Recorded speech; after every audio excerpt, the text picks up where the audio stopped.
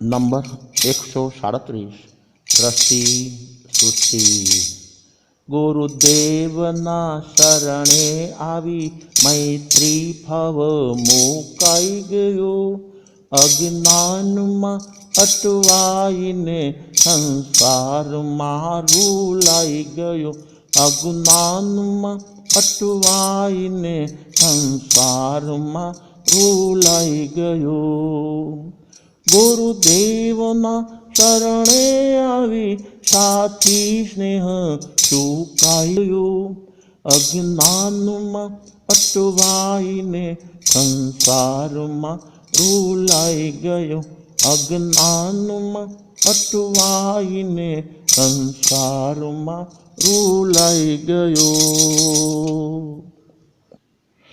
નિરપેક્ષ દ્રવ્યને નિરપેક્ષ દ્રષ્ટિથી જોવાથી જીવ મૈત્રી આત્મસાત બને છે। સ્વભાવ દ્રષ્ટિ જીવ મૈત્રી કેળવવાનું પ્રબળ કારણ છે। સ્વભાવ દ્રષ્ટિ વગર જીવ મૈત્રી શક્ય નથી। આત્મદ્રવ્ય નિરપેક્ષ છે, આત્મદ્રષ્ટિ પણ નિરપેક્ષ છે।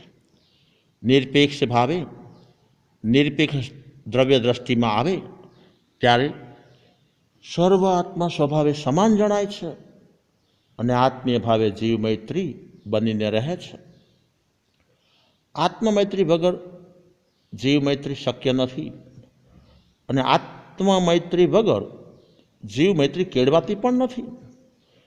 જો ઉપલબ્ધ દ્રષ્ટિએ કેળવેલ હોય ને તો લાંબો સમય ટકતી નથી। જીવ મૈત્રી કેળવવા માટે સૌ પ્રથમ પોતે પોતાની મૈત્રી કેળવવી જરૂરી છે।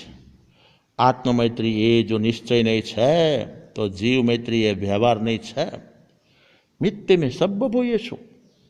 જગતમાં નાના કે મોટા, સૂક્ષ્મ કે બાદર, ત્રસ કે સ્થાવર, પાપાત્માઓ કે પુણ્યાત્માઓ, ઉર્ધ્વલોકવાસી હોય કે અધોલોકવાસી હોય, માનવ હોય કે તિર્યંશ હોય, ધર્મી હોય કે અધર્મી હોય, જ્ઞાની હોય કે અજ્ઞાની હોય, અરે નજીકના હોય કે દૂરના હોય, મને અનુકૂળ હોય તોય ભલે અને મને પ્રતિકૂળ હોય તોય ભલે, મારા શત્રુ હોય તોય ભલે અને મારા મિત્ર હોય તોય ભલે, અરે એ ધનવાન હોય ને તોય મને ચાલે, નિર્ધન હોય તોય ચાલે, અરે એકેન્દ્રિયથી કે પચેન્દ્રિય હોય, વિકલેન્દ્રિય હોય કે અણેન્દ્રિય હોય, સંસારી હોય કે સિદ્ધ હોય, આ સર્વ આત્માઓને મૈત્રી ભાવે જો આવકાર આપવો છે તો દ્રવ્ય દ્રષ્ટિ કેળવવી અતિ જરૂરી છે।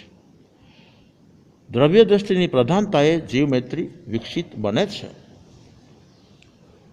દ્રષ્ટાંત, પપૈયો એક જ છે, તેને જો આવકાર આપવો છે, સ્વીકારવો છે તો એનો ગર્ભ ગ્રાહકની દ્રષ્ટિમાં આવે છે તો પપૈયાને આવકારે છે। પપૈયાના બીજ કડવા હોય છે, છાલ કડવી હોય છે।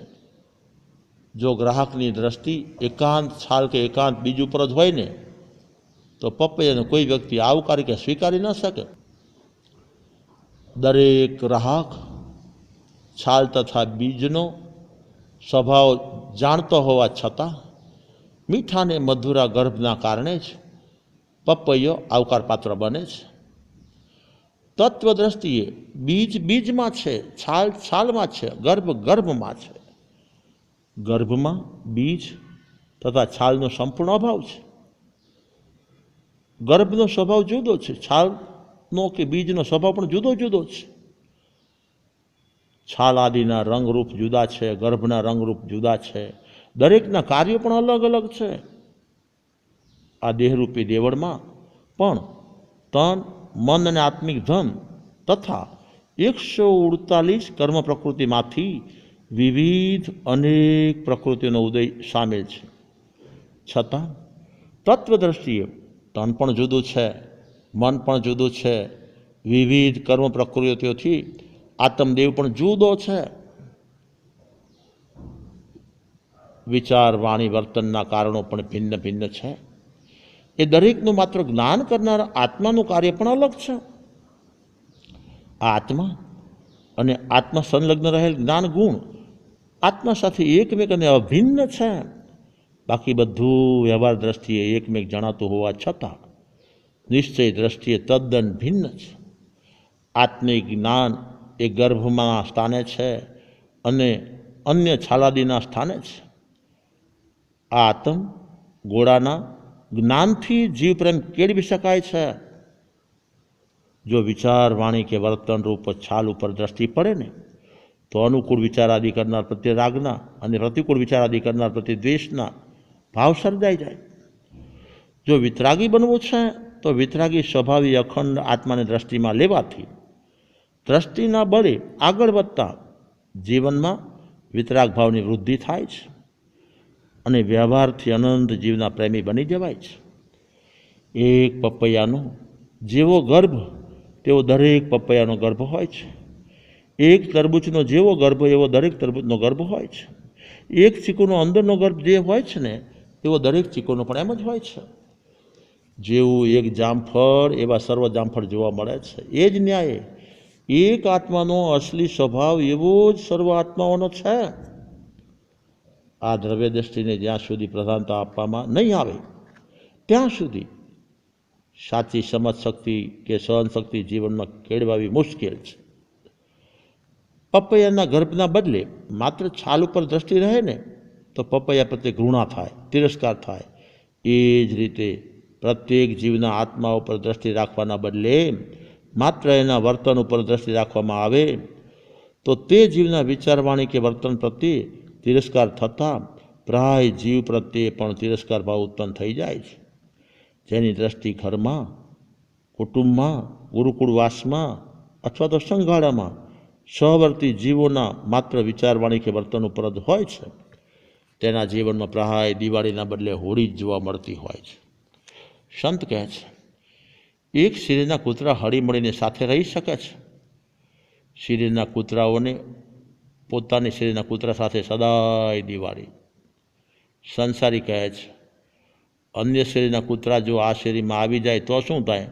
સંત કહે તો હોળી થાય. સંસારી કહે છે માનવ માટે પણ એમ જ છે. સંત કહે ના ના, માનવ માટે જુદું છે. પ્રાય માનવને ઘરના કુટુંબના સાથે સદા હોળી હોય છે અને બહારના મિત્રાદી સાથે દિવાળી હોય છે. સંસારી હાય હાય, માનવ માટે વિપરીત. સંતે કહ્યું, જાનવરો કરતાં માનવને બુદ્ધિ વધારે મળી એના દુરુપયોગનું પરિણામ જોવા મળે છે. કૂતરો કહે છે શેરીના સાથે દિવાળી, બહારના સાથે હોળી. માનવ કહે છે અમારે ઘરના સાથે હોળી, બહારના હારે દિવાળી. અવગુણ દ્રષ્ટિ, છાલ ઉપરની દ્રષ્ટિ, પર્યાય દ્રષ્ટિ એ પતન કરે છે. ગુણ દ્રષ્ટિ, ગર્ભ ઉપરની દ્રષ્ટિ, દ્રવ્ય દ્રષ્ટિ જતન કરે છે. નજીકના સાથે સોદાબાજીવાળી દ્રષ્ટિ સ્વયંને સળગાવી નાખે છે. સંયમમાં સોદાબાજીનો અભાવ હોય છે.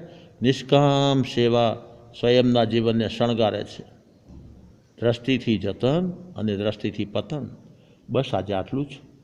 સુરનગર કેવળજીન દર્શન, ફાગણ સુધી 12 સંવંત 2056, ફાગણ સુધી 12, શુક્રવાર, તારીખ 17/3/2000.